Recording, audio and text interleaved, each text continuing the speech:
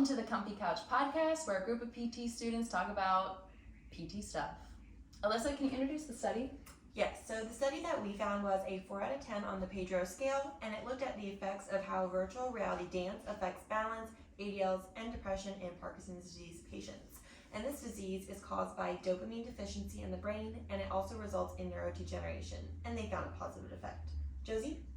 So there were 20 participants with Parkinson's that were randomly assigned to two different groups. One was the experimental group and one was the control group.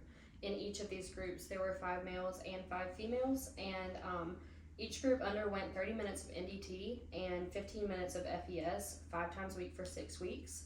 The experimental group received an additional 30 minutes of the dance exercise.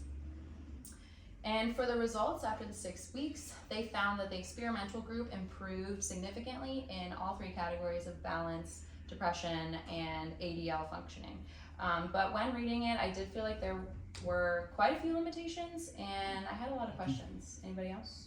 Yeah, so when the methods, the experimental group got the extra 30 minutes of the dance, which is the test, but the control group didn't get any extra like exercise or anything. So I think it would have been beneficial to have the control group walk or maybe just exercise of some sort along with the NDT and the FES.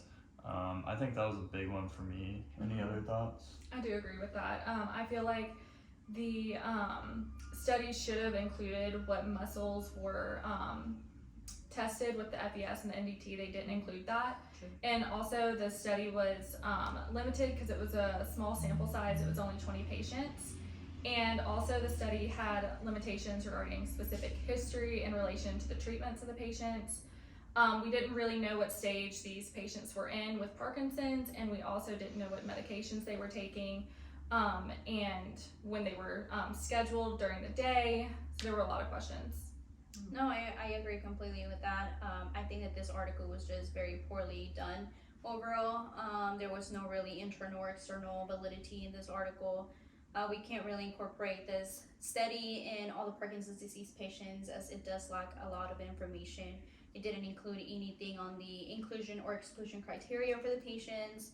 Also, WE is very not accessible to everyone, and it might be very beneficial to actually incorporate an actual class and not do the WE. Also, I mean, there are a lot of risk factors in this, as you know, they do need a big space whenever they're doing the virtual reality, and it didn't talk about any of that, so we don't know if there's like a big space or not. Yeah, very true. And who knows where they are on the Hone and Yar, and maybe they're at the point where they need balance support and things like that. So, and that was not mentioned.